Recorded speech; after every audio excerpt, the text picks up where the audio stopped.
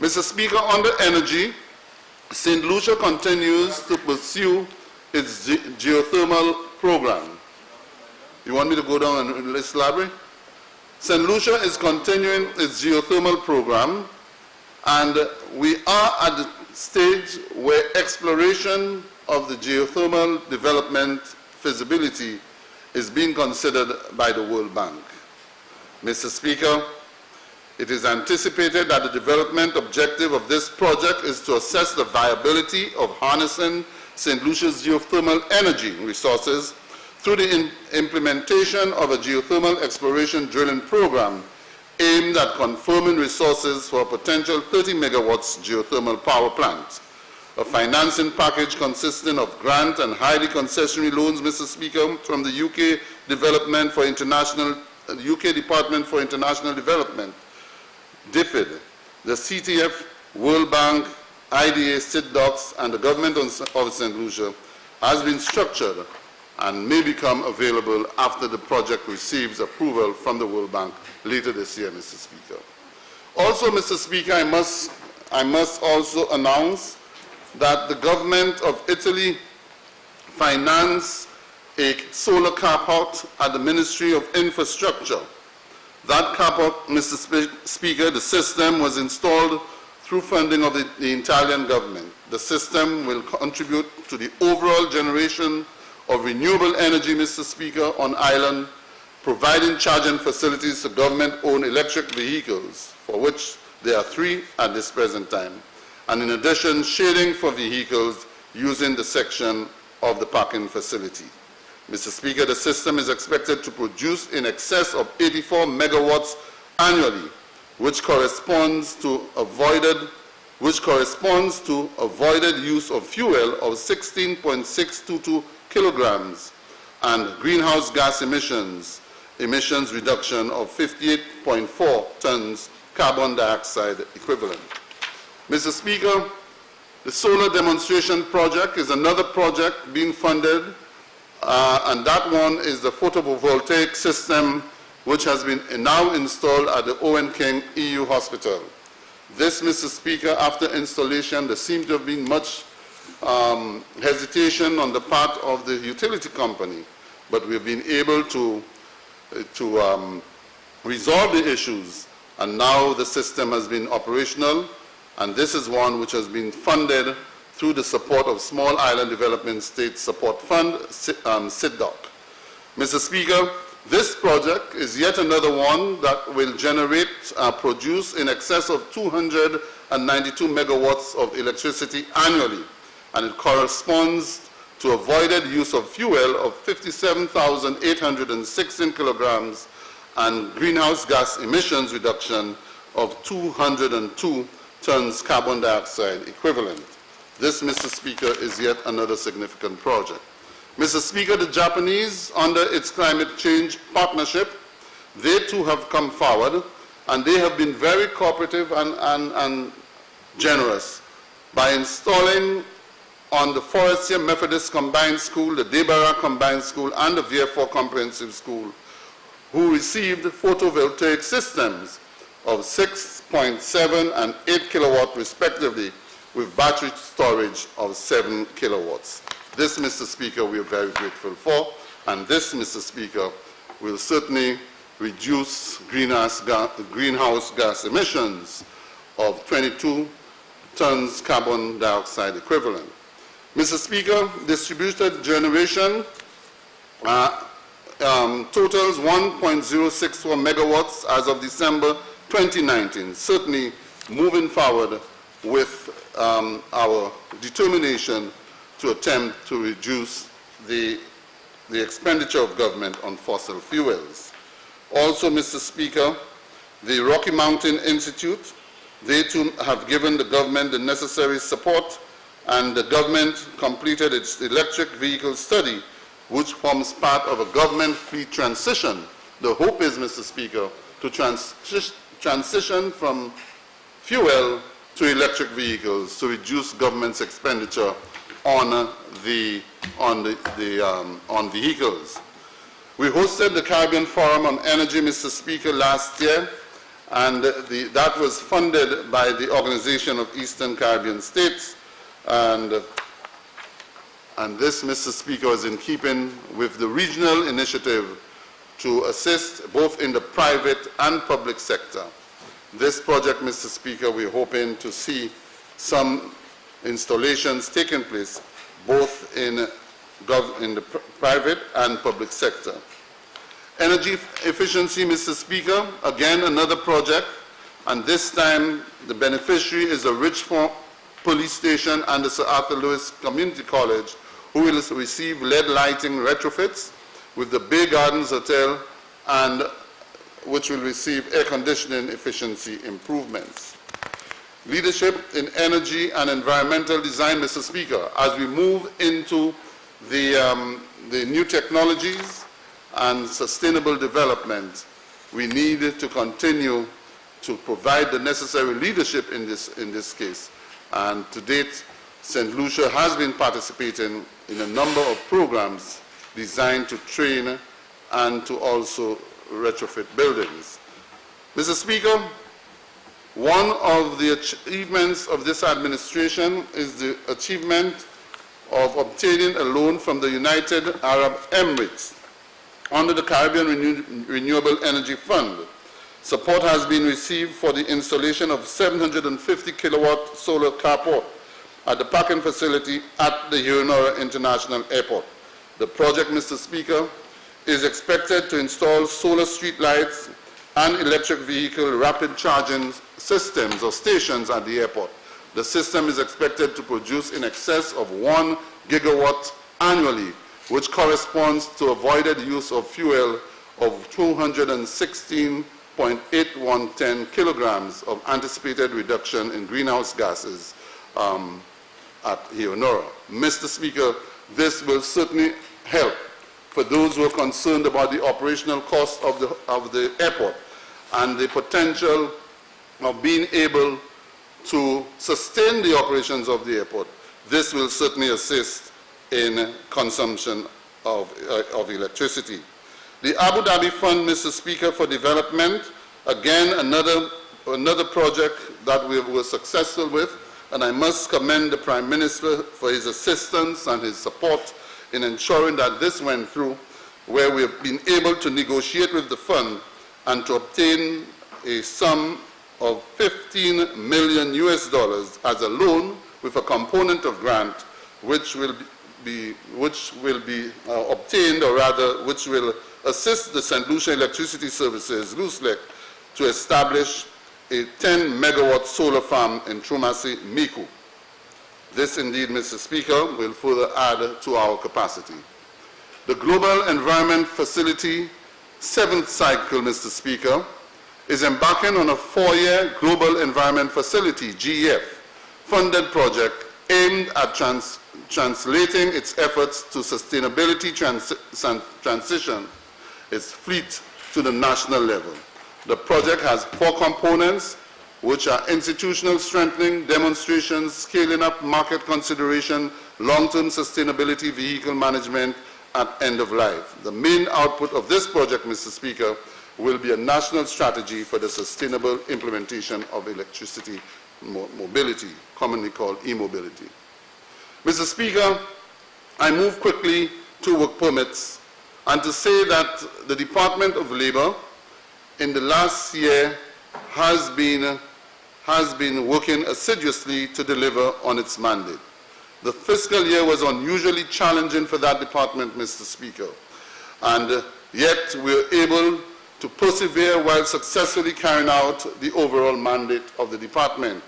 Amongst many of its other functions, Mr. Speaker, the Department of Labor is primarily responsible for and provides for the following services: intervention, settlement of individual and trade disputes, conciliation of collective labor disputes. It provides mediation services, provides job placement services, work permit administration, maintenance of the labor market information system, disseminates information to its constituents, conducts workplace inspections relating to occupational safety and health and conditions of employment, and regulates trade union registration and recognition. Mr. Speaker, the Department of Labor achieves its objectives through the collective efforts of its staff within the various units, namely the Administration Unit, the Prison Unit, or the Public Relations and Industrial Services Unit, Work Permit, Employment and Occupational Safety and Health, commonly called OSH. Mr. Speaker, the Prison Unit this year, or rather last year, undertook its role and continued to promote and maintain industrial stability in the country. And so last year, there were no major industrial problems in the country, as the department certainly effectively were able to ensure that they kept a lid on the many disputes. Advisory services, Mr. Speaker, yet again, the department provides advisory services not only to employees but to employers on any issue as far as it relates to the labor code, to again suppress any uneasiness and to maintain industrial peace and calm in the country. Advisory services are rendered either through telephone calls or one-on-one visits, contact during site visits, and office walk-ins. Mr. Speaker, this has helped tremendously as we use mediation to deal with a number of those situations. Mr. Speaker, estimate numbers of telephone calls to the department last year was 1,350. For 2019-20, estimate numbers of visits, 320, and the estimate number of walk-in customers we received, 915. And I've mentioned this, Mr. Speaker, because that is a department that's really depleted in numbers. And when you consider the number of persons that are attended to, whether by walk-in visits or telephone calls or otherwise, the department is really, truly pushing. But more than that, Mr. Speaker, in the environment that we are in, there are many instances of workplace violations of work conditions. And oftentimes the department is called upon either through reports received from workers complaining of workplace conditions to go in and to deal with those situations. In some instances, we are forced to shut down operations until the conditions are improved. But, Mr. Speaker, that is a department which needs improving in terms of its numbers, the workforce, because the labor code, 2/3 of the labor code deals with occupational health and safety. Because in the labor environment, apart from negotiation of wages and terms and conditions of work, a lot of the problems which come about, Mr. Speaker, are health and safety issues, conditions of work, etc., etc. And so, Mr. Speaker, there's need for greater emphasis, and I have been assured that this year we will see the improvements taking place within the department. Mr. Speaker, last year, 2019-2020, there were 72 trade disputes which were handled. 72 trade disputes which were handled. There were a number of pre-mediations conducted by the minister. And the pre-mediations, Mr. Speaker, are situations where there is every evidence that those may escalate into a grave dispute. And rather than allow it to take its time to get to the minister, the decision I have taken is to intervene and to avoid the escalation. So last year, Mr. Speaker, we were able to handle 5 of those pre-mediation exercises, avoiding any dispute or any destabilization in the sector. The number of mediations conducted by the minister, Mr. Speaker, and successfully completed were 4. There were individual disputes, Mr. Speaker, and the number of individual disputes we received, 119, and the determination made, Mr. Speaker, were 96.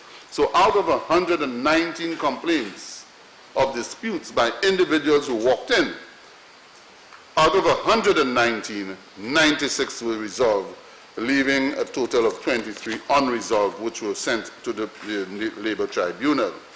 Mr. Speaker, these are some of the things, some of the efforts of the Department of Labor. The department also, as I said, refers matters to the tribunal. And last year, some 27 matters referred to the tribunal, and out of the 27, I think one was appealed and referred to the high courts. One other activity undertaken by the department, Mr. Speaker, is the advocacy and education campaign. This, Mr. Speaker, is really an effort in which the members, the staff would go out into the community, sensitizing individuals, whether it's at schools or workplaces, so as to give them the necessary information necessary in understanding how the department works and to give them guidance. Mr. Speaker, last year, 21 of those presentations were made. Workplace inspections, Mr. Speaker, as I indicated, last year, a number of 72 workplace inspections were done. And out of those 72 inspections, that was the year before, this year, 33 were done because of the constraints in staffing and equipment. Trade union recognition polls, Mr. Speaker, this year, rather last year, 2019-2020, the number of trade union recognition polls conducted, 18. There's one pending dispute, but we believe, Mr. Speaker, this one we will resolve very soon. Also, Mr. Speaker, we received an upsurge in the number of complaints which were received by the prison unit. A number of complaints totaled 1,225, and those, Mr. Speaker, came from various sectors and within the environment, the community. Observations, Mr. Speaker. The department recorded a high number of redundancies during the fiscal year.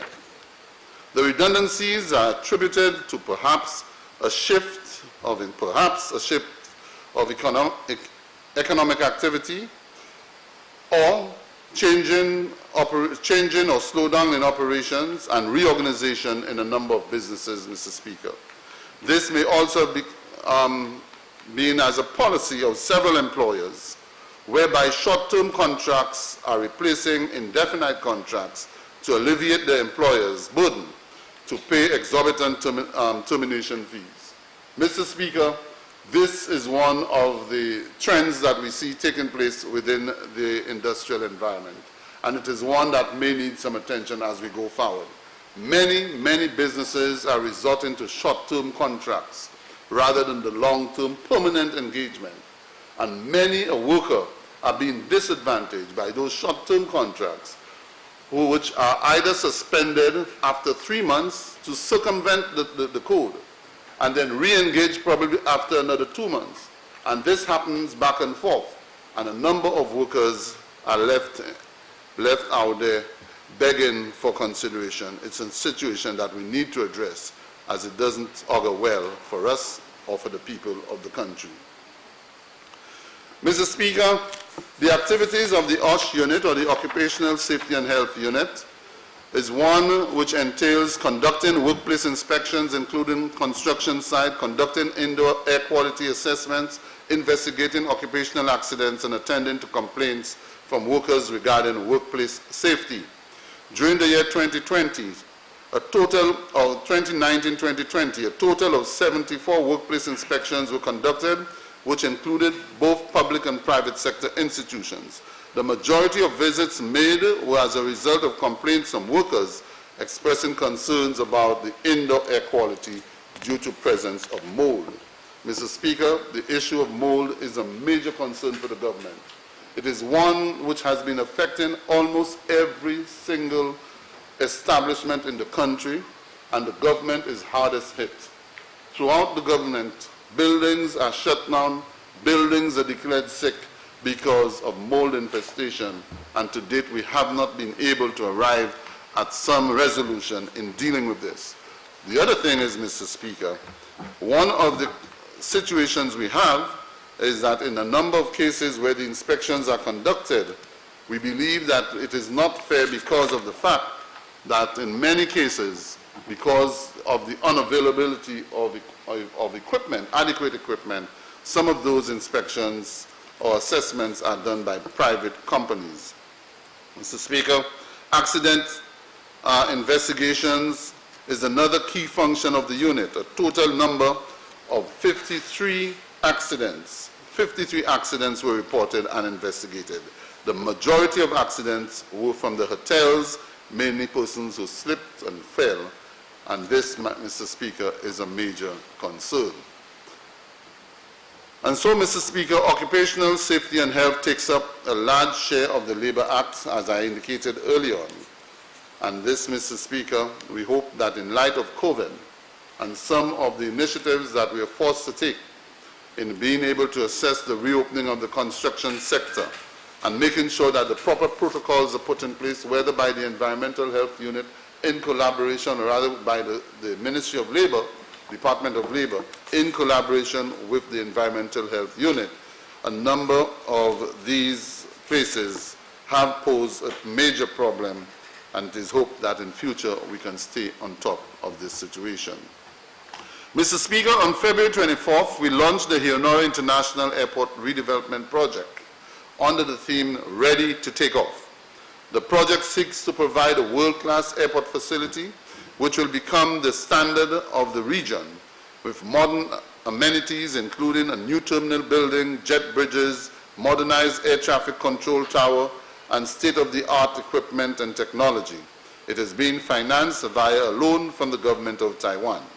Mr. Speaker, I'm pleased to announce that the construction contract has been signed with the OACC from Taiwan, and work on piling of the foundation of the terminal building is expected in May 2020. Still in the South, Mr. Speaker, there is, still in the South, but not constructed by SLASPA, but through the Department of Infrastructure, Ports and Energy, the new Larissus road project was successfully completed, paving the way for new opportunities in the South. Mr. Speaker, this project consisted the construction of 1.6 kilometers of road, which included site clearance, general excavation, dual carriageway construction, construction of drainage systems, and utility transfer work. It has already begun to positively transform the Viewfort landscape and will be the new link to the multi-million-dollar world-class Leonora International Airport Terminal. Mr. Speaker, those two projects are related because the new road, the new Larissus Road, will link the airport to the highway off that Larissus Road rather than the old entrance. This would make, because of the orientation and placement of the new terminal, this will make entry and exit to the airport a lot more efficient and certainly a much better approach. Now, Mr. Speaker, many have said, while in the time of COVID, we do not suspend the airport and use the funds for other things, use it to pay salaries, etc. Mr. Speaker, and I believe the Prime Minister and Minister for Finance will explain this better than I do, because the airport under SLASPA comes under two ministers. The Minister for Finance, who is solely responsible for the financial guidance of SLASPA, and the Minister for Infrastructure, who is responsible for the operational guidance of SLASPA. But, Mr. Speaker, because of the terms and conditions negotiated with the Exim Bank out of Taiwan, there are certain elements in that contract which makes it very difficult for government to ask that the contract be terminated and the funds assigned to salaries for public officers. In fact, I am not too sure, and I stand corrected, I do not believe any export Exim Bank gives loans for salaries, because it's just what it says. It's export Exim.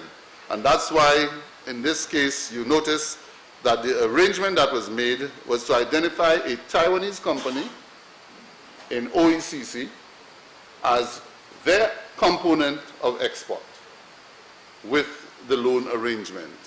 So, and then in St. Lucia, they will engage the local contractors. So, Mr. Speaker, I give this short explanation, and I'm sure the Prime Minister will give greater details as to how the arrangements made with the Taiwanese in as far as the funding of the Honora International Airport.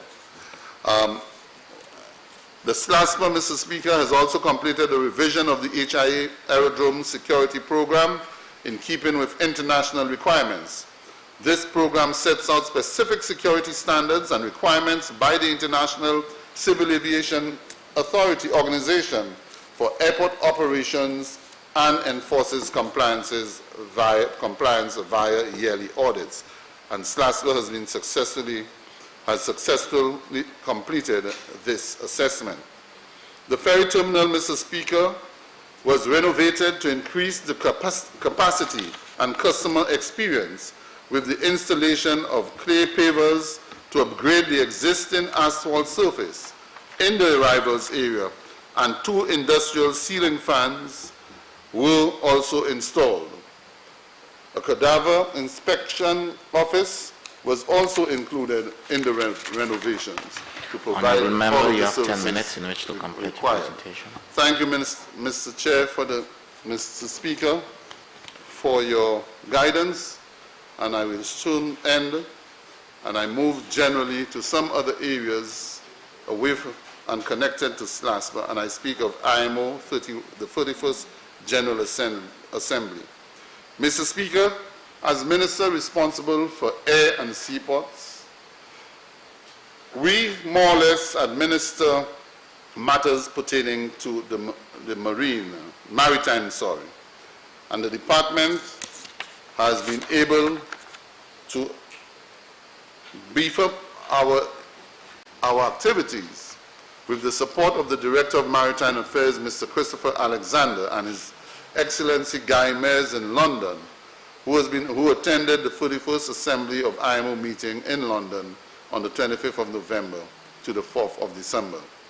Coming on the heels of the IMO's mandatory audit of St. Lucia's maritime sector in May of 2018, the state was mandated to review the findings and develop corrective actions. The delegation was able to finalize and submit the completed documents at an official signing ceremony. Having identified the gaps and weaknesses of the maritime sector in St. Lucia, Mr. Speaker, St. Lucia may be eligible to be a beneficiary of technical assistance to assist the state to comply with the mandatory IMO conventions and implement requisite national legislation. What this means, Mr. Speaker, is that we were able, through the IMO and with work already done, we're able to attend the 31st meeting through the High Commission in London with the support of Mr. Christopher Alexander, Director of Maritime Affairs. And after some years of discussion and negotiating, many years that is, we were able to get them to undertake the audit, the IMO mandatory audit of St. Lucia's maritime sector, where gaps were recognized in our maritime industry. And there are gaps. In fact, Mr. Speaker, one of the things we've got to move towards is to remove the responsibility of maritime affairs from SLASPA. In the SLASPA legislation, it speaks of maritime and speaks of a maritime officer. But it is a conflict in that SLASPA is an operator and therefore cannot be an operator and regulator. And so it calls for establishing a separate maritime authority to give it the independence necessary so as to ensure that all conform to the various maritime matters. Mr. Speaker, this is my presentation in as far as the Department of Infrastructure is concerned. But I want to quickly, in the next 15 minutes, Mr. Speaker, to simply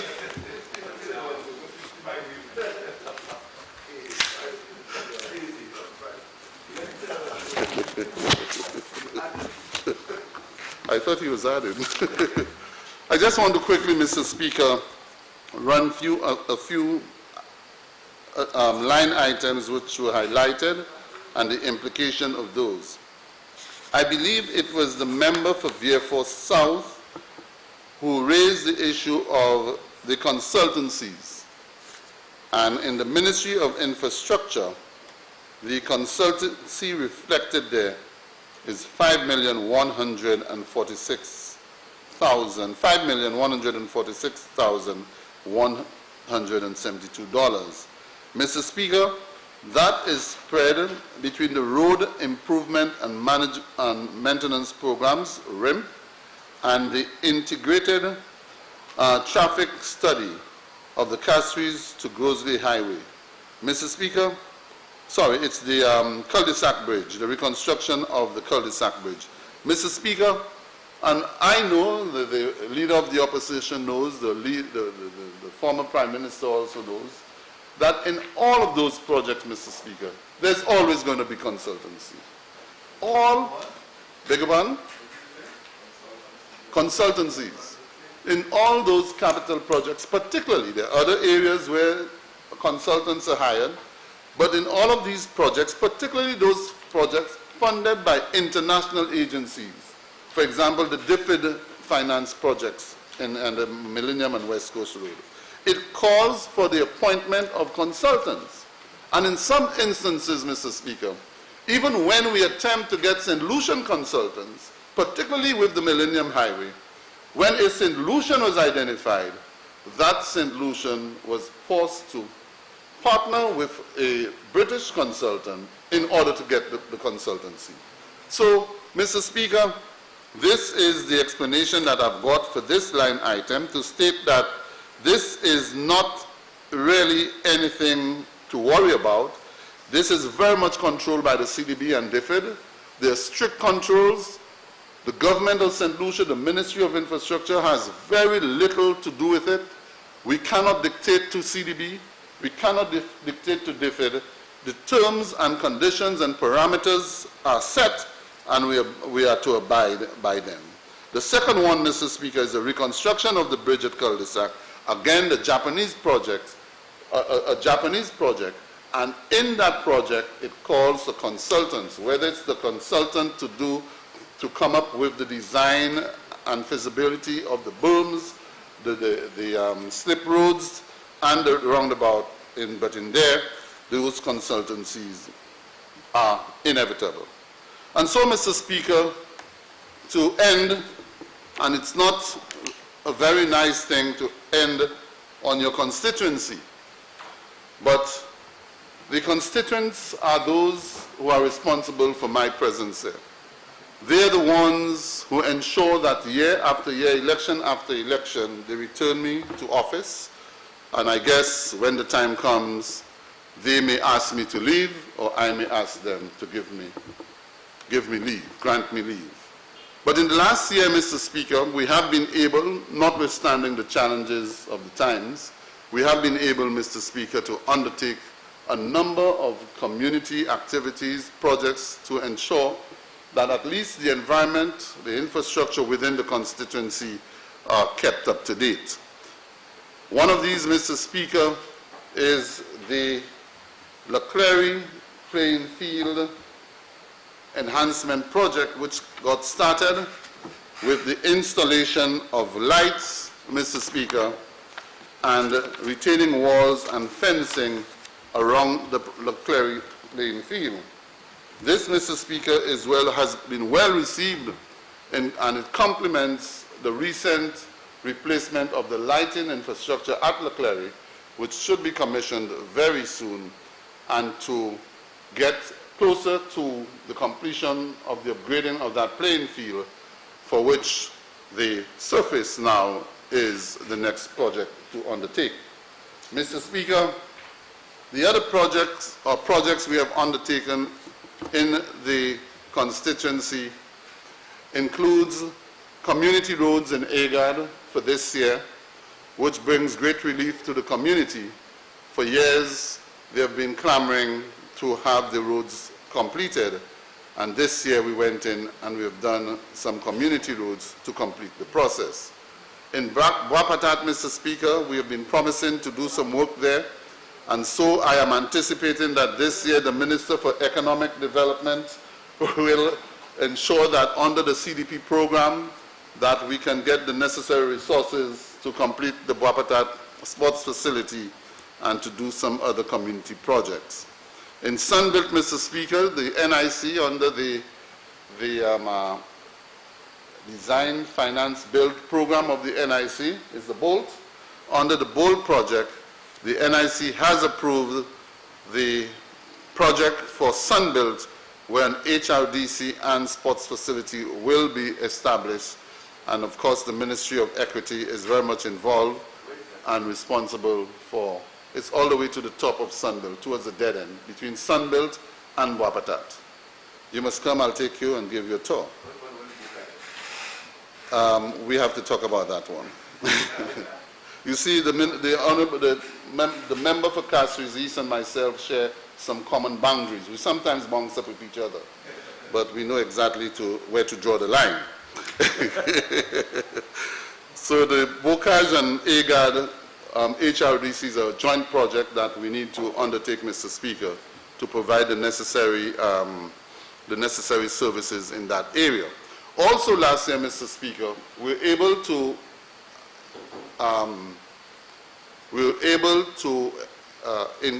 install flood lighting facilities at the AGAD playing field.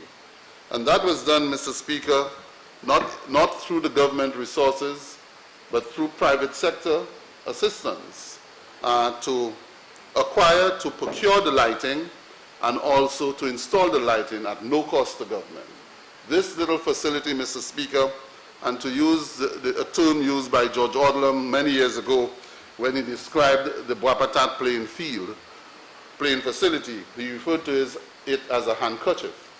Mr. Speaker, AGAD is no different. A very small playing field, and it is one this year that was utilized very effectively by the RISE organization in conducting the Safe Spaces sports program, the football program.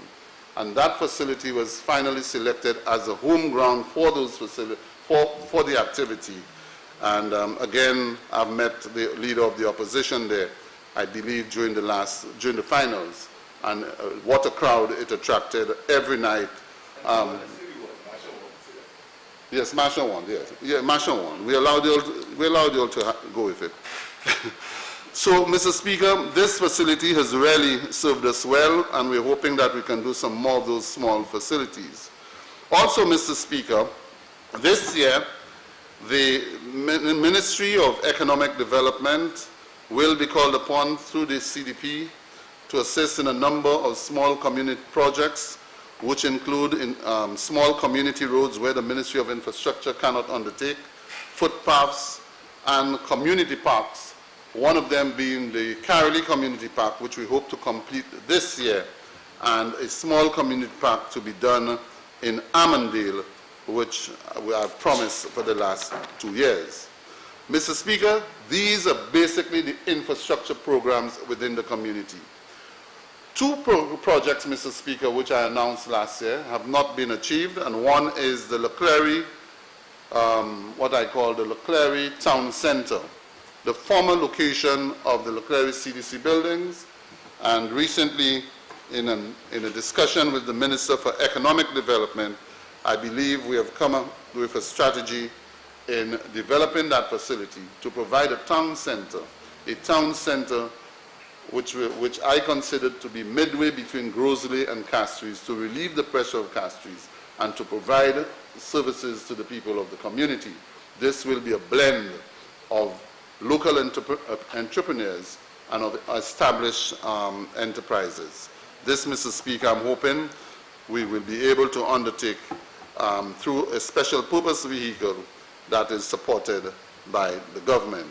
Also, Mr. Speaker, in that regard, we are looking at this year to seriously commence the redevelopment of the Shock Beach facilities, or the VG Beach facilities, which has been in existence now for probably about 40 to 45 years. Finally, it must go, Mr. Speaker. It's a derelict place. It is unattractive. It is on one of our finest beaches, and we believe that the time has come for us to put in place a much more attractive facility that is appealing to all locals and visitors to our shores.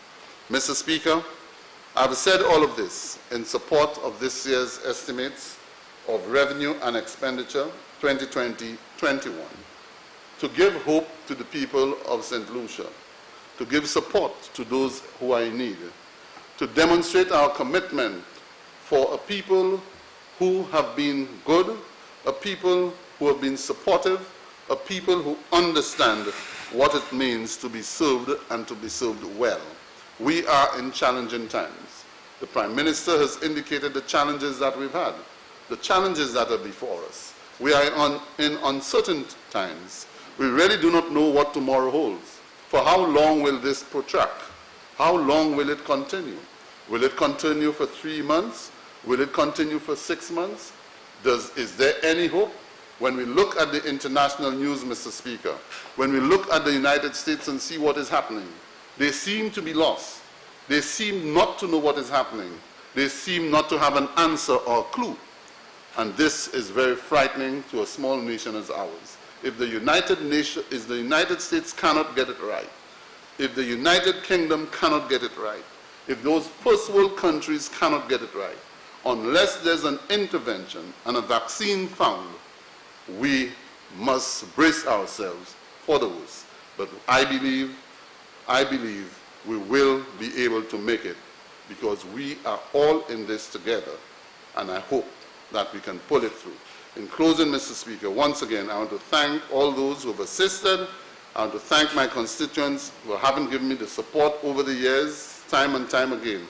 I want to thank those in my ministry, the permanent secretary and staff, who assisted in the achievements that we've made this year, and who are committed and who are charged and energetic, ready to go in this financial year, 2020-2021. I thank you.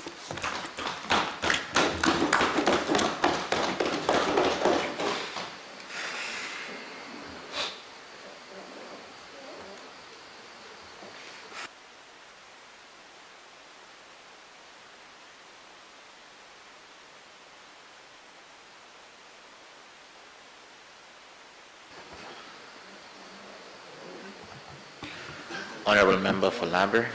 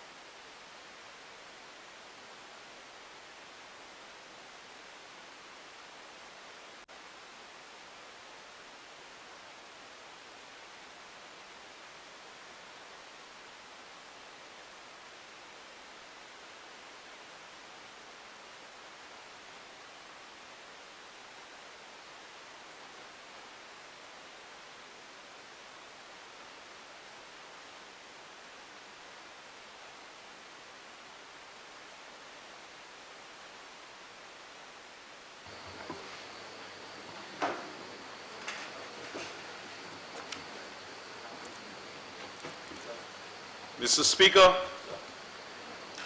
thank you for allowing me leave to respond to the motion presented by the Honorable Prime Minister and Minister of Finance, the member for Miku South. Be it resolved that the Honorable House of Assembly do adopt the report of the Standing Committee on Estimates of Expenditure for the financial year 2020-2021 in the sum of $1,697,312,800 as a charge against the Consolidated Fund and other funds of the State of St. Lucia. Mr. Speaker, this figure represents $105,723,800 increase over the 2019-2020 approved estimates, or in the vicinity of a 6.64% increase over the said period. Mr. Speaker, it also represents a $168,921,520 increase over the projected outturn for the 2019-2020 fiscal period, or an increase of 11.05%, which conveys the distinct impression that despite recessionary pressures, the outlook for 2020-2021 is normal, seemingly business as usual. And at the same time, Mr. Speaker, the Minister for Finance, in introducing this motion before this Honorable House, indicated the following: that there will be a widening of the fiscal deficit during the fiscal year 2020-2021. Two, that the impact of COVID-19 was immediate and is like nothing we have seen in this country before. And during the course of the Leader of the Opposition's address, the Prime Minister, on a point of elucidation, cited a sharp deterioration in revenue intake by the government as a central reason for the proposed cut to the salaries and wages of government workers. So, Mr. Speaker, given that those arguments and statements are of material relevance to the dissection of the anatomy of the 2020-2021 estimates of revenue and expenditure, I beg leave to give careful and sensible treatment to them as I enter into the cauldron of this debate. Mr. Speaker, I have always argued in this House, to the annoyance of the member for Miku South, that given the small, open, and vulnerable economy of ours, we should be prudent in our borrowing and give ourselves space to respond to emergencies, like COVID-19, Mr. Speaker. In this regard, Mr. Speaker, I wish to refer to comments made by me during my response to the motion dealing with the 2019-2020 estimates of revenue and expenditure, where I did indicate, Mr. Speaker, that we will have to confront emergencies from time to time, and that if we continue to borrow, we will be narrowing room for fiscal maneuver. That was the last debate on the estimates.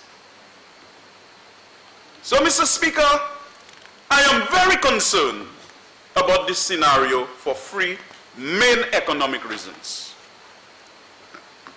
First, Mr. Speaker, it is obvious that COVID-19 will result in a very large cut in international trade as a result of falling global demand, both for consumption as well as for investments.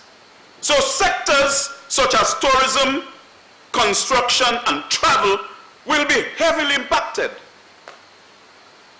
This is why governments and central banks all over the world, Mr. Speaker, are trying to push money into the system and cut interest rates, trying to launch expansionary fiscal and monetary interventions to counter the expected recession of COVID-19.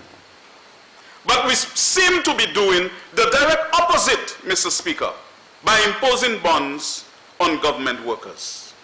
Second, Mr. Speaker, in this emergency, government policies aimed at a sharp reduction in salaries and wages could plunge our country inadvertently into greater economic and social problems, as these austerity measures can cause a fall in aggregate demand. Mr. Speaker, this sharp reduction in government workers' salary and wages could cause lower growth, recession, and unemployment. And the third major concern that I have, Mr. Speaker, is that a large number of our fellow St. Lucians are being paid as helpers by public officers. A reduction in the salaries and wages of government workers will push those individuals into deeper depths of insecurity and misery, as they will not be able to get resources to buy essential food items and other basic items during this period of uncertainty. In addition, Mr. Speaker, many government workers rent from people, and in many cases, those landlords depend on the money from the rent to buy the essential supplies on a month-to-month basis, far less during this period of doubt and confusion and uncertainty. And Mr. Speaker, emergency assistance to the poorest section of the population and assistance to bail out small businesses that are closed is not forthcoming. Already there are tremendous pressures on the small business sector. With their backs to the wall, there is a serious risk of collapse of our business sector, and those persons will not be able to navigate the turbulence of COVID-19. We are in the realm of possibilities, Mr. Speaker. And to make matters worse, Mr. Speaker, remittances, which play a pivotal role to alleviate poverty in middle-income countries like ours, improve nutritional outcomes, are associated with higher spending on education. Many of the persons in the diaspora, especially in New York and in London, are confronted with COVID-19 and even access to those outlets to send money to their loved ones here that depend on those resources to survive are proving difficult. In fact, the World Bank has projected that remittances to Latin America and the Caribbean in 2020 will fall by 19.3% due to the economic crisis induced by the COVID-19 pandemic and shutdown.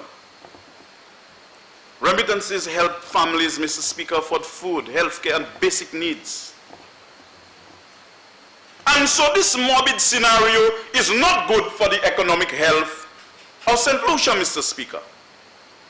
So, Mr. Speaker, a combination of government workers' salaries and wages being cut, many St. Lucians have already lost their jobs, and many more are at risk for losing their jobs with no other means of income.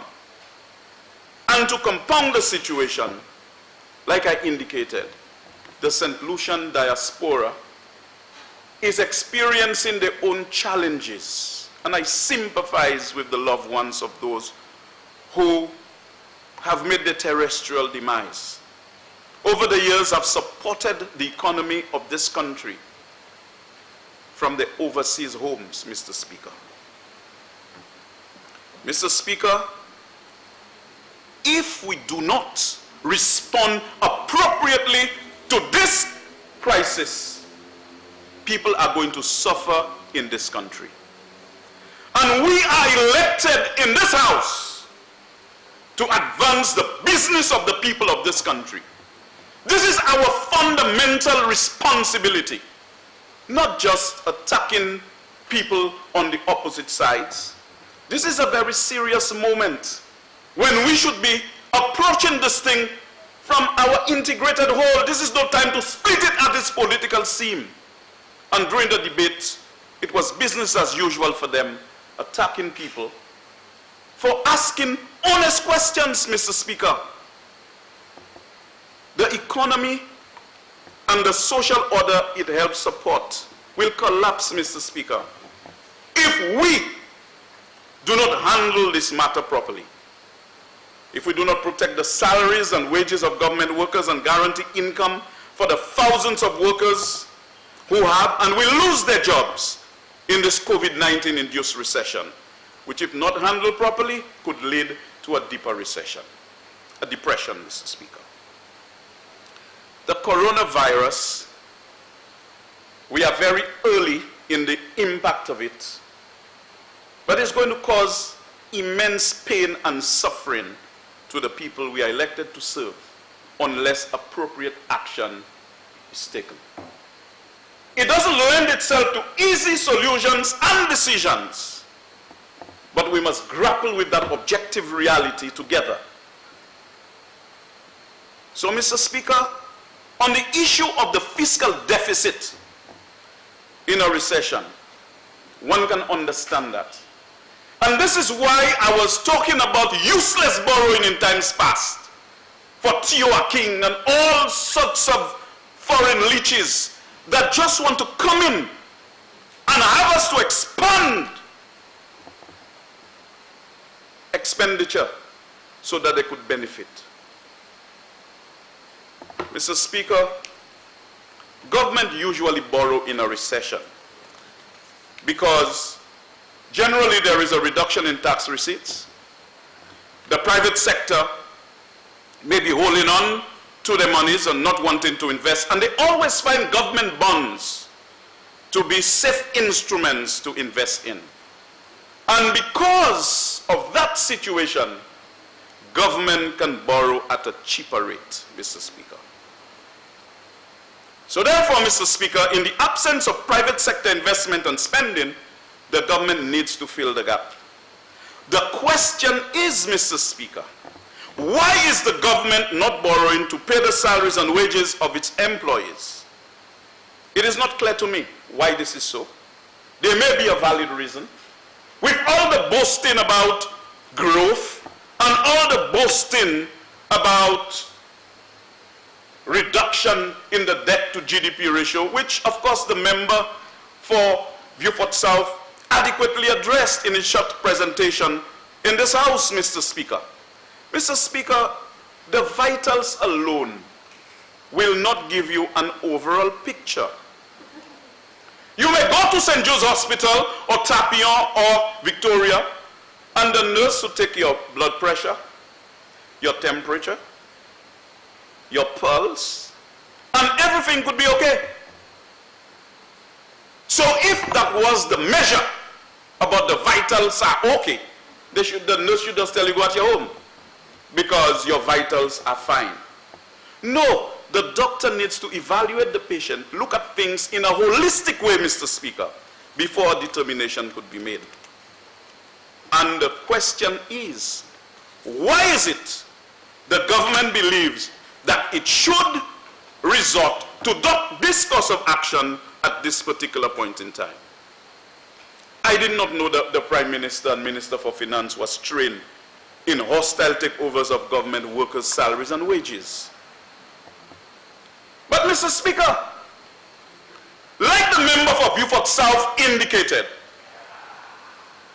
if you are asking public servants to make a sacrifice to take a pay cut, why are you erecting in top positions in the public service with diligent dispatch people that you choose to erect? Why? For example, Mr. Speaker, the 2020-2021 estimates of revenue and expenditure on page 324, head 45, line 1209, consulting services and commissions, reveal that in the fiscal year 2018-2020, we had an amount of $272,333. In the fiscal year 2019-2020, it was $492,718. And the revised estimate was still $492,718. However, Mr. Speaker, for the fiscal year 2020-2021, an amount of $1,083,414 has been estimated. This represents an increase of 297.8% over 2018-2019 and 119.9% over 2019-2020. What is the member for Mico South hiding in this figure of $1,083,414? Mr. Speaker, why at such a time, when the government is asking workers to take a pay cut, it is increasing the number of employees at the Ministry of External Affairs and other ministries? So it's their politics as usual. Things must be at their convenience. So it's no longer convenient after many years to choose a deputy speaker. So it is inconvenient for them to putting people into the public service at this time when we are in response mode to the novel coronavirus. And we cannot prognosticate with any degree of accuracy how we are going to be impacted in this country by the virus. And some people in here would be casual about it and laugh. But Mr. Speaker, for the fiscal year 2019-2020, 98 positions were approved and 69 positions were funded. For the fiscal year 2020-2021, 99 positions were approved and 72 positions were funded. What is the urgency of increasing the number of employees in the Department of External Affairs? Mr. Speaker, during the presentations of members of this side of the House, they ask a purely legitimate question. Over the past number of years that this government has been in office, what they have utilized the country's money to do. And the member for me could not dismiss it as ludicrous. But it's a valid question, Mr. Speaker. Because if we have monies to spend on foreigners, why is it we have to go and raise funds for PPEs for our frontline workers? And if I heard the Minister for Agriculture properly, when he was speaking in this House, I think he said for agricultural purposes, and if I am quoting you wrongly, sir, please rise on a point of order, that you're going to invest St. Lucia to help you to deal with the business of agriculture. Mr. Speaker, when we have to treat our business as a fundraising venture and take monies through our fiscal framework to just waste it, that is of concern to us. Mr. Speaker, on page 258, head 45, line 801 of the 2020-2021 estimates of revenue and expenditure under contingency current expenditure for the fiscal year 2019-2020 was $10 million. And this amount was revised to $80,887. Where was this money transferred to? And what did they do with it, Mr. Speaker? Maybe the member for Mikunov and the Minister for Finance can start by telling us how many millions of taxpayers' dollars were spent on celebrations at the racetrack for Tio Aking. How many millions were spent in Bacchanal down there from that fund? Maybe the member for Mikunov and the member for Miku South could tell us about it. Mr. Speaker, still on page 258, head 44, line 2340, acquisition of sinking fund investment. I notice expenditure of $11,999,999 for the fiscal year 2018-2019. And another $12 million were estimated to have been spent in 2019-2020. Maybe the member for Mikunov and the member for Miku South could tell us how many millions of dollars, how many millions of taxpayers' dollars were utilized in relocating Boseju and garbage dump to facilitate Tio Aking. Maybe the member for Mikunov could tell us how many laptop computers were purchased from this allocation. Mr. Speaker, even as we battle the COVID-19, millions of taxpayers' dollars are being pumped into activities to benefit Tio Aking. For example, on page 580, head 41, Department of Agriculture, Fisheries, Natural Resources and Cooperatives, section 47, subsection 9, line 0299, a total of $7 $1,946,751 is estimated total project cost for the relocation of the Boseju Agricultural Station. And $1,696,751 were allocated in this year's estimates. While you claim that there are no monies to give relief to the vulnerable, whilst agriculture itself are trying to identify money elsewhere, we have money spending to accommodate Theo Aking. Mr. Speaker, given the amount of times COVID-19 came from the mouth of the Prime Minister, and given that in this crisis it has brought to the fore the vulnerability of global supply chains, I really thought that the estimates would have indicated a specific direction in coping with the environment towards expansionary measures that would favor domestic production and employment. That is the type of estimates that I wanted to see and expected if we are serious about tackling the problems that confront us. And this is why, Mr. Speaker, I took issue with Boseju being taken for horse racing. We have to take care of our own needs, and I came to the House before COVID-19 and indicated to this House that we need to start preparing our country to boost up domestic production to protect ourselves against a harsh external environment. I even indicated that the world population is prognosticated to grow to 9 billion by 2050, and that there will be a lot of demand for protein, like from meat, from cattle, from chicken, etc. And we should move in that direction.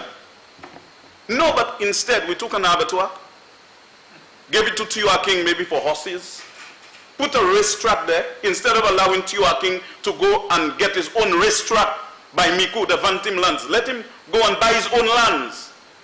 And let us utilize the resources of this country for St. Lucians, for the security interests of St. Lucians. And then you ask, why is it the opposition asking the question, what we did with the money over the past 4 years? These are legitimate questions. We came to the House to debate, Mr. Speaker. And for too long, this Theo Aking thing has been going on, unabated. We are taking millions of dollars for the convenience of Theo Aking to remove a dump and to relocate Boseju. And from the sinking fund. From the sinking fund. And the Prime Minister indicated that the sinking fund was to pay bonds, to pay loans, and 3 months' salary. If I'm quoting you correctly, you can maintain your position. But if you believe I'm misleading the House, then you can stop me. You indicated that at least 3 months to pay salaries. But the ideal situation is 6 months. I want to understand why the government is crippled at this particular point in time in terms of borrowing for a national emergency that the whole world understand. I want to understand, maybe there's a legitimate reason, but the Minister for Finance must tell me. But when I look at the estimates, there is no sympathy for St. Lucians. It's like business as usual. The airport will go on. The monstrosity at the St. Jude's Yard will go on, and they will listen to nobody. Mr. Speaker, while on page 600, head 52, subhead 45, subsection 2, line 0251, I noted a $3,842,268 allocation for computerization of schools, CXCE testing. I searched pages 600 to 602 in vain, I don't know if I need glasses, to find an allocation for laptops for students as we move to ICT to continue educational instructions on our student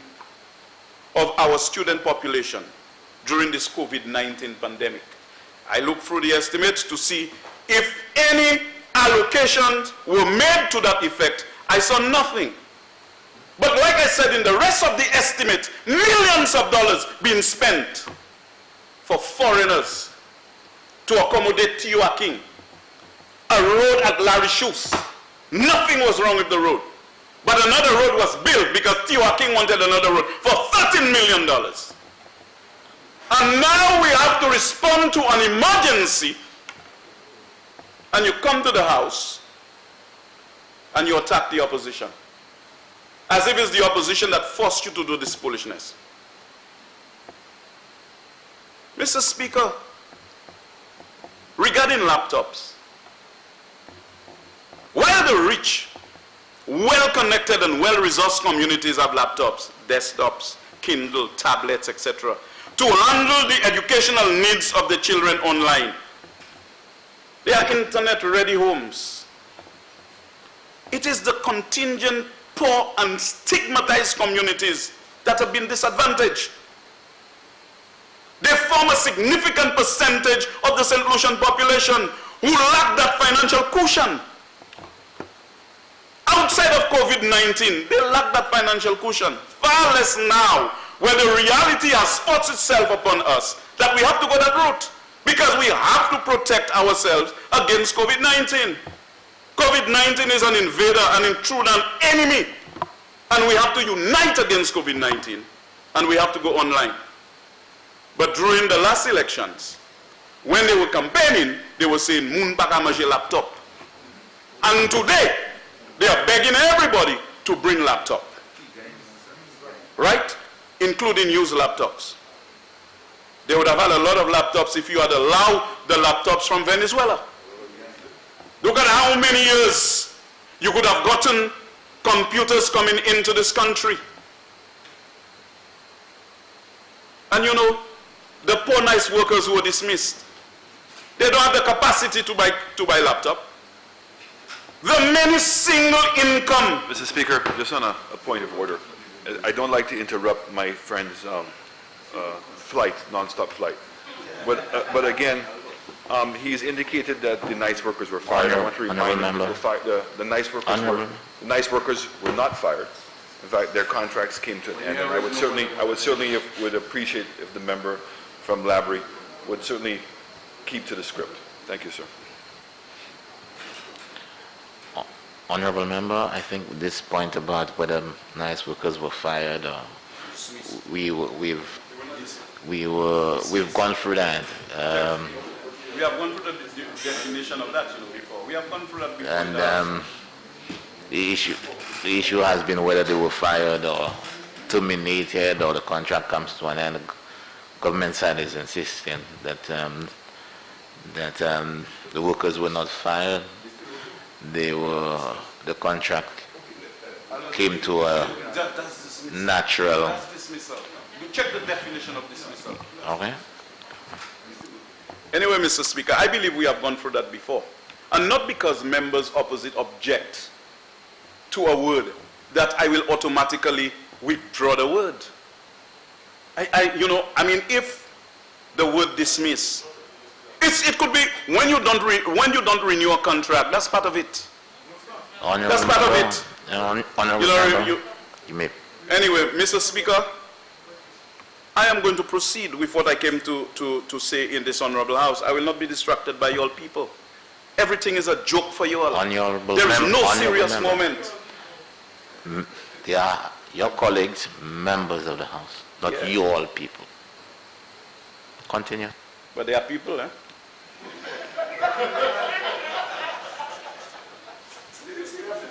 Mr. Speaker,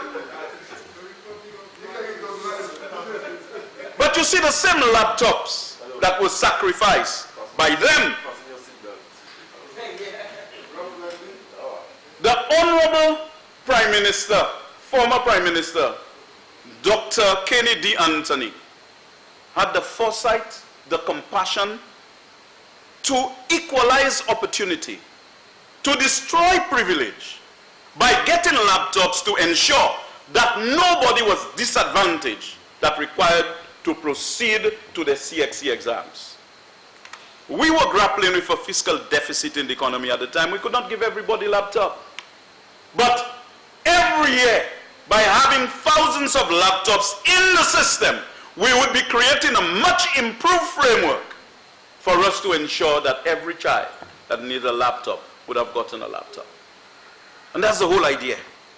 And what this government did was to play games with Venezuela and go and join some Lima group. Go and join some Lima group. How many laptops the Lima group has given to you today to deal with COVID-19? Huh? How many COVID-19 testing kits have they sent? But Venezuela, with all the sanctions, have sent thousands of COVID-19 testing kits to send kids to Grenada, to other countries that are badly in need of it. And I can tell you, we don't need. We don't need, you see the level of irresponsibility. We don't need laptops, and we don't need COVID-19 testing kits, according to the member for Denry South. And you know, that is, and then you'll laugh, and that is the type of compassion that you'll claim to have for the people of this country. Because you'll have laptops, desktops, Kindles, and everything at your homes. You'll and your friends. So you can say we don't need. But those who live in the stigmatized communities, the poor communities, they need it. They need it. You have not gotten one testing kit from your friends in the Lima group. And I'll tell you, injecting yourself with any type of chemical is not the way to deal with COVID-19, you know. You can't take chemical Clorox and inject yourself and cure and destroy COVID-19. You know? Your baba, but you all are oppressing Venezuela. And at such a time, when the entire world is supposed to get together. Honorable member. I'm on the line. There's some leeway, but no, I'm the I am on the oppression of Venezuela the is center not line of my route. But I'm going to continue my navigation on that route, Mr. Speaker. Mr. Speaker, on page 608, head 56, section 41, subsection 4, line 0071, St. Jude's Hospital Reconstruction Project. Estimated project total cost of $190,935,946. In this year's budget, there is some $44,764,000 were estimated. Mr. Speaker, on page 39, table 5, central government construction expenditure showed that $18.4 million was spent ostensibly on the St. Jude's reconstruction project. Mr. Speaker, not a cent has been expended to take the St. Jude's reconstruction project to its logical conclusion. Instead, they have spent millions of dollars placing containers at the stadium, and they claim it is St. Jude's reconstruction project. They go to the site and desecrate the yard where they now put in this monstrosity, and they claim that it is the St. Jude's reconstruction project. The last time we came here to debate the borrowing, they say it's phase 2, some phase 2 of something. Where is phase 1? Has phase 1 been completed? And every time it metamorphoses into something else, some ugly creature. All of that, Mr. Speaker, to stall the completion of the legitimate works towards completing the St. Jude's Hospital because of some bogus arrangement with some medical institution. Mr. Speaker, we live in a very dangerous world. And we have a number of little medical outfits masquerading as legitimate research institutes. We must exercise an abundance of caution as a country in allowing those questionable medical research outfits entry into our country. Are they coming to test medication and vaccines in St. Lucia? Injecting people with unknown substances, including viruses, in the name of immunization? We must be on maximum alert. We need to know those things. Especially that COVID-19 environment. We cannot just allow anybody to come and conduct research in our country. I have it many times. There's a medical school coming to do research, coming to do this, coming to do that. We have to exercise an abundance of caution. Chaque chaudé quet glofouet.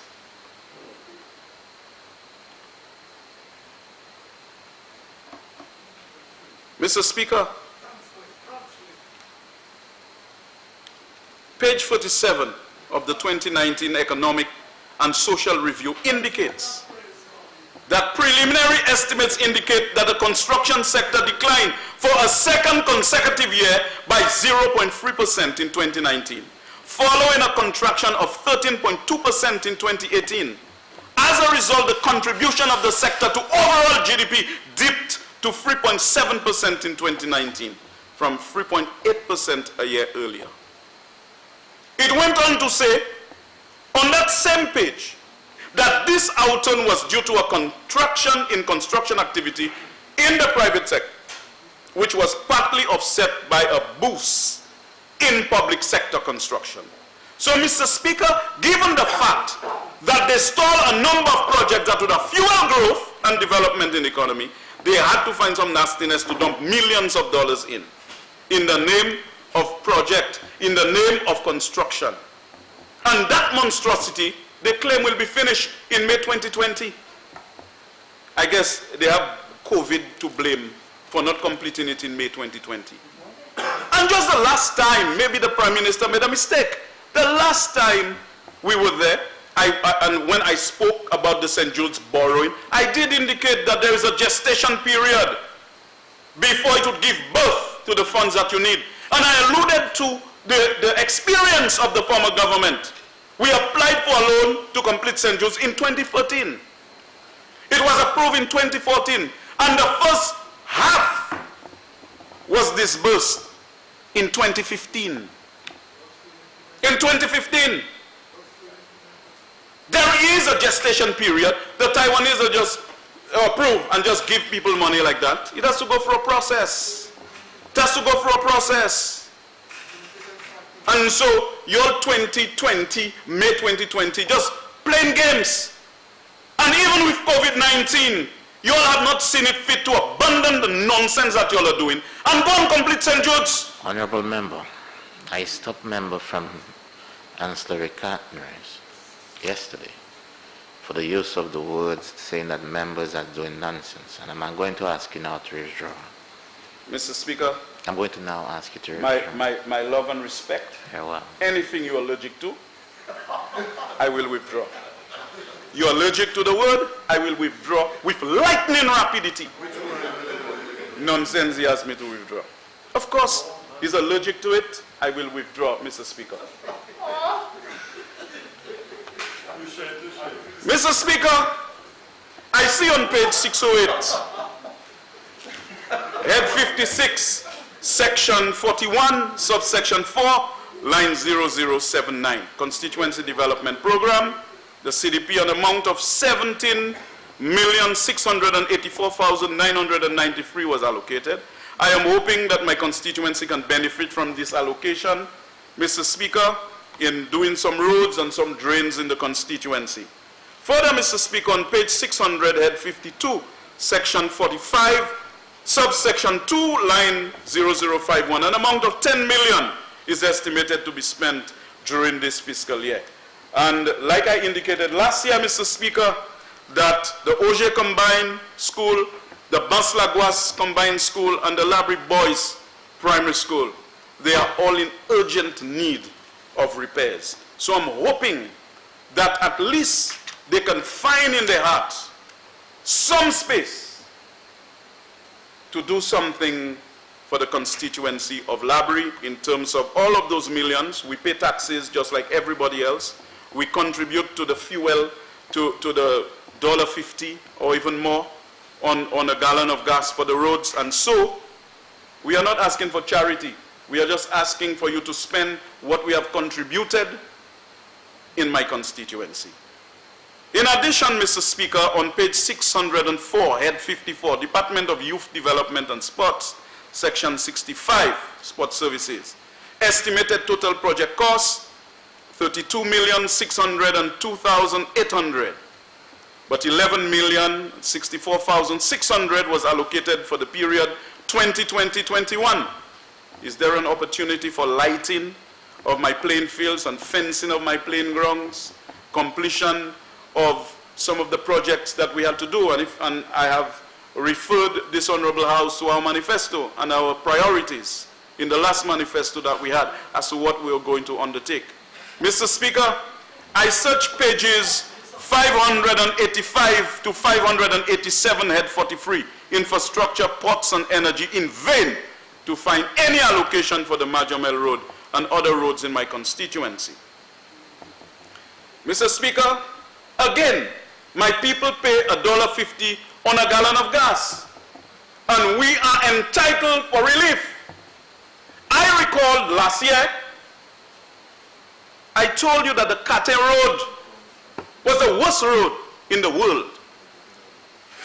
And I promise from this chamber that if nothing was done, I would have done something on the road. And Mr. Speaker, I gave a 2-week window, and I went on the Kate Road with my equipment, my material, and then I did some work at Kate. That has brought tremendous relief to the people of Kate. When they saw those trucks, those huge trucks and grader and roller, they were shocked. Something that was unknown to the imagination. And we went on the road and we gave relief. And Mr. Speaker, some of the UWP say, no, it's UWP that doing the thing, until the people came out and tell them, listen, because they were involved. I involved the community. And in the same way, I have told the people of Majomel that if this government does not respond, I will bring some relief to them on this road. And this I will do, Mr. Speaker, before the end of this fiscal year. That's right, COVID or no COVID. I also searched pages 594 to 595 in vain for the library market, which was unceremoniously dismissed from the estimates when this UWP administration came into office in 2016. The member for Vieux South was Prime Minister at the time, placed the amount in the estimates from finance by the Republic of China and Taiwan. You all came in, there were community discussions, everything in the constituency. Ready to go to build a facility. You all just dump it and resume your own navigation after that. And despite the fact, thank you, sir. I have stayed in this house before, and I said, La lin kui kui jubawe. La lin kui kui jubawe. All of those who felt that they had unbridled leave and all the time to do whatever they wanted to do. Nobody anticipated COVID-19. We must do things in a way that would say tomorrow may not necessarily be yours, and expedite the work that needs to be done, like finishing St. Jude's. But no, they have dominion over life and death. And over the past 4 years, kabwit kabay bal, mais c'est mouton qui sou.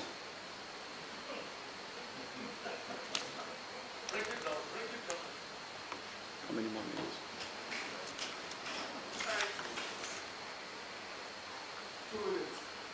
Mr. Speaker, last night, 15 minutes, honorable member. Last night I listened attentively to the member from Canries, Ancillary Canries, and he was talking about member for Ancillary Canries. Honorable members, honorable member. Mr. Speaker, it's only now the member understood anything about small, open, and vulnerable economy. Mr. Speaker, prior to COVID-19, openness, insularity, resilience, weakness, and dependence have always been important factors influencing small state engagement in the international system. Small states are exposed to a high degree of openness, often with a dependence on strategic imports. That's why it's an open economy. It depends a lot on international trade and is always susceptible to external shocks. This is why, Mr. Speaker, I am always asking the government to pursue approaches that would minimize vulnerability to external shocks, which in turn increases its prospects for sustained growth. Because economic instability can have a number of negative effects on the overall welfare of people and nations by creating an environment in which economic assets lose value and investment is hindered or stopped. This can lead to unemployment, economic recession, or in extreme cases, a societal collapse.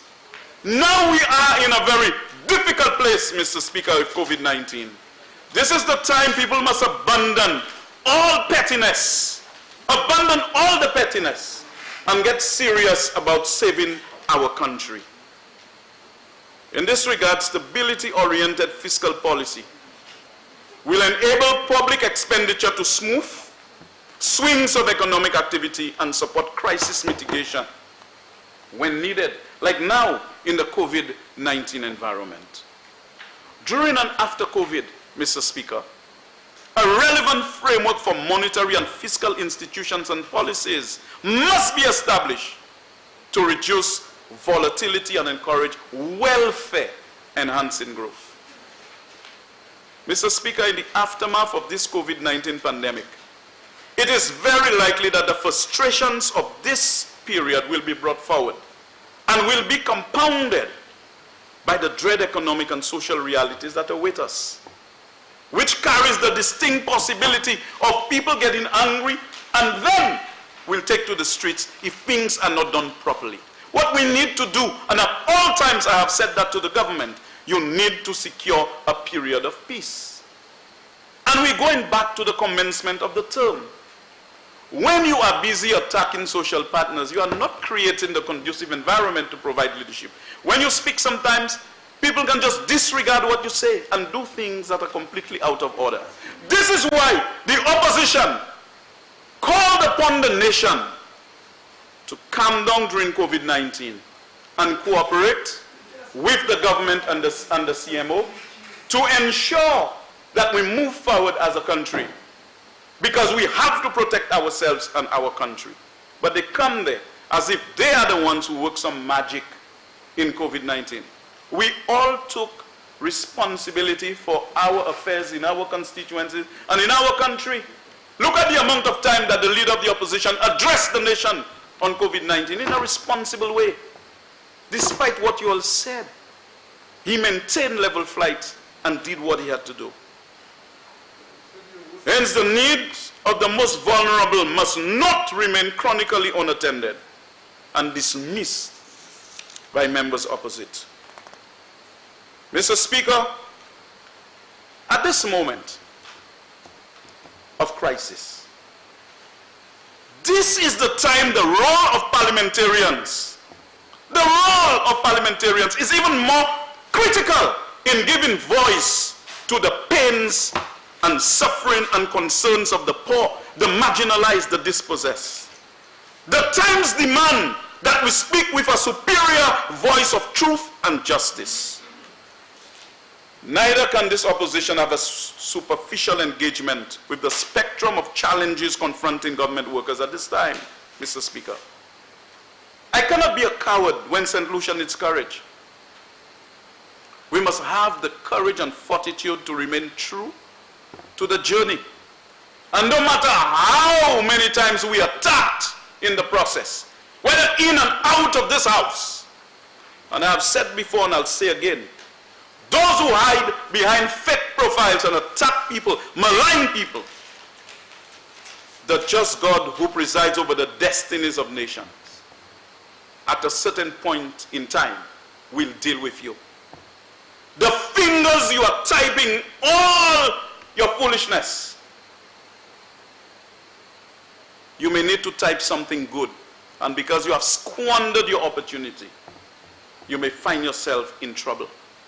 So I'm asking the nation as a whole, let us use ICT in a productive way, like other Caribbean islands who use it to market manufactured goods in many different services to create an improved framework for us to respond to the challenges of this world.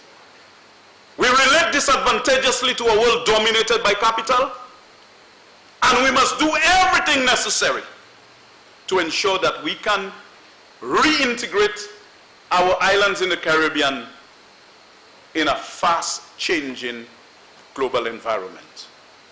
The opposition is duty-bound to probe those issues responsibly, with vigor, with consistency and great determination, with all the controversies, to emerge better prepared to unite on the survival approaches that must be adopted if we are to successfully navigate the aftermath of this COVID-19 pandemic and beyond. Because we cannot rectify our present disorder. We cannot rectify the problems that confront us by playing petty politics. The opposition will not go away. We were elected by the people. And the last elections, we had 37,000 persons. And today, more are looking up to us for honest purpose and for compassion. And we are not going to fail the people of this country, Mr. Speaker. And we are going to come to this house and fulfill our duties. We are here to debate. But when we come there and we stand and we make our contribution as if we are annoying certain people, and it's politics we play. How do you mean it's politics we playing? You gave us a big document, we went through it. For days we go through your document, and we are responding to the document, and you're saying, no, you must not respond to the document. It's almost like the monk that went for training. It was a period of 10 years. And he had 2 opportunities to speak. So they gave him a little room with a little bed. He lay down there midway through the first 5 years. They asked him, he had anything to say. He indicated that the place he's sleeping is a bit tight, if they can just open it up a little bit. That was the only thing he said. Midterm, the other term, they asked him if he had anything to say. He said, the little bed has no mattress, can he get a mattress? At the end of the period of evaluation, they told him he failed because all he did was to complain throughout the 10 years. He had 2 opportunities to speak, but he failed because all he did for 10 years was to complain. Now let me tell you something. We're not accepting that outcome that monk embraced. We were elected by the people of this country Honorable to come here, 5 minutes in which to complete to the come here, presentation. and the member for Babuno can say whatever he wants. And I have said to them before, you see the same God who presided over this country in 2016, that God is alive and well. And you know, I believe in that God, and I trust in his word. And I trust the promise of the God that I serve. And no matter what man would do, it is already written. Belshazzar believed he was powerful, you know, Mr. Speaker.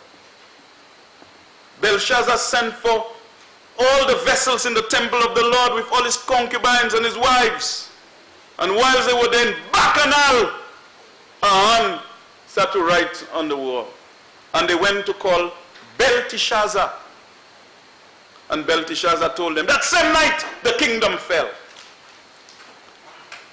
He should have learned from his father Nebuchadnezzar. Yes, you'll sometimes behave like Nebuchadnezzar. Go up there and say how great he is. Until God had him to go to the field and grass like a cow. Until he acknowledged God. Then he was rectified.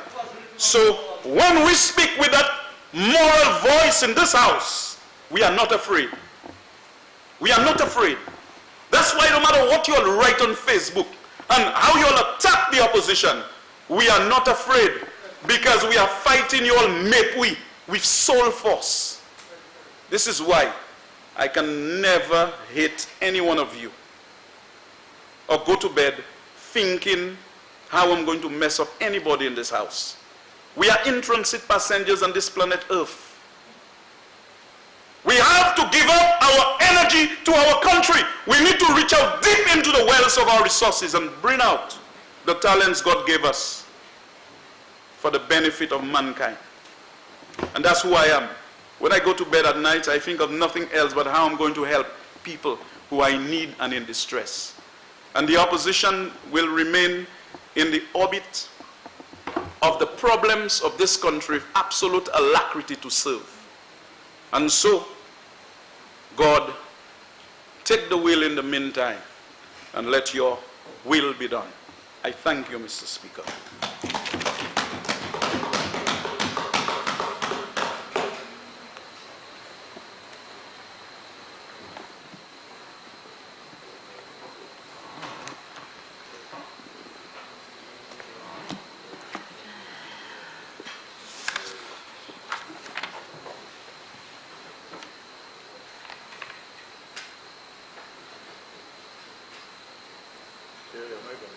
Yeah, I know.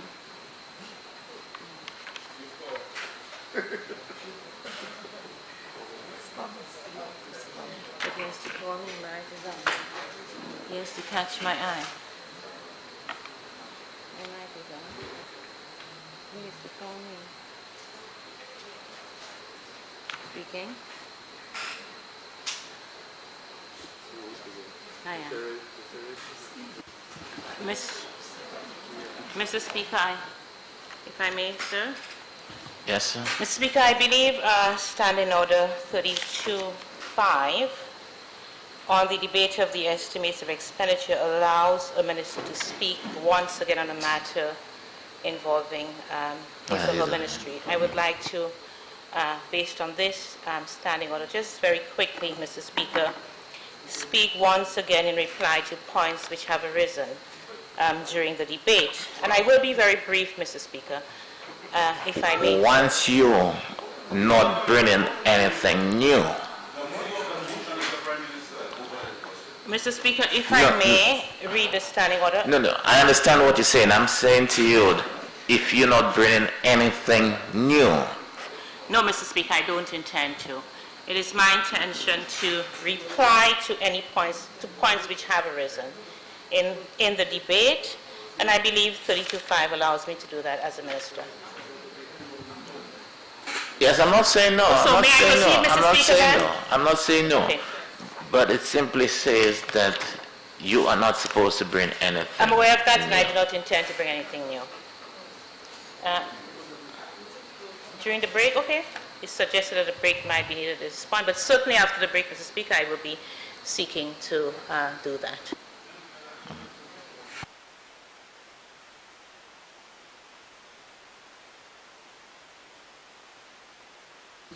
Mr. Speaker, I move that we recess for 5 minutes.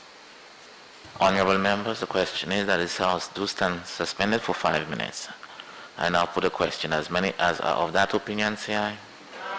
As many as of a contrary opinion, say no. I think the ayes have it.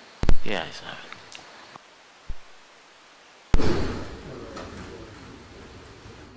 Okay, well, we just had a motion being moved by the Honorable Stevenson King for Justice Murphy's for suspension of the sitting this afternoon on the second day on the debate here in the House on the Revenue and Expenditure with the Standing Finance Committee. And we are going to have a 5-minute break. We've had most of the speakers already making their presentations. And the situation now, as it stands, looking at some of the presentations that were already delivered after we commenced this afternoon, just at about 3:15. We had the afternoon session being underway by the Honorable Dr. Kenny D. Anthony, member for Vieux-Fort South, followed by the Honorable Stevenson King, member for Castries Northeast, and the Honorable Alva Baptiste. So we just had a suspension just after his presentation for 5 minutes and evening break.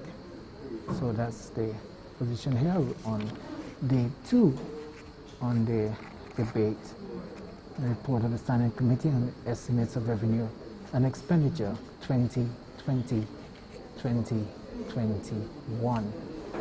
So we're going to have a resumption anytime from now. So in the meantime, we will just give an idea as to how the debate has proceeded throughout the day. Opening this morning, we see Honorable Gail Rigobert.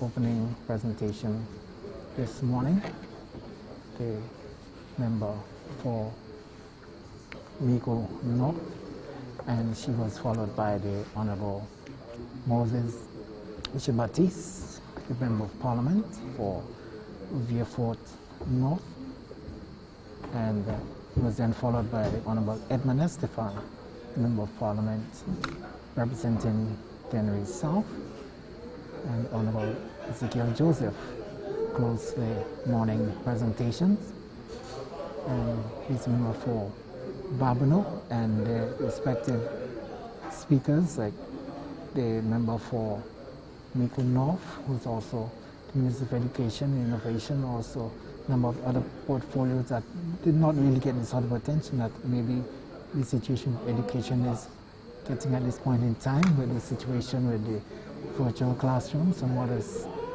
been the advent of the coronavirus and the situation with a number of students being actually away from the classrooms, and the provisions made by government to ensure that learning continues.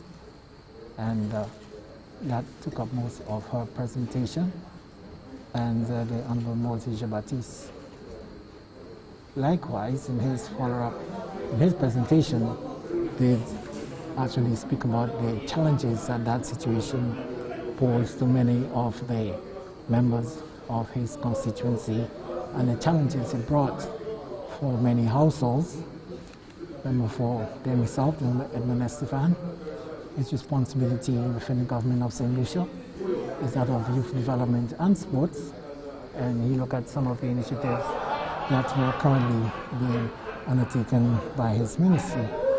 And Honorable Ezekiel Joseph looking at some of the challenges of the agricultural industry, the main aspect of his portfolio, and also looking at a lot of the concerns of the water and sewage company, WASCO, now especially with the advent of the drought situation in St. Lucia and the evolving situation and their own contribution as very essential workers within the situation now that is facing the country as far as the COVID-19 pandemic, and also the situation regarding the drought situation and how well they have handled the situation, with both of them being very crucial at this particular point in time.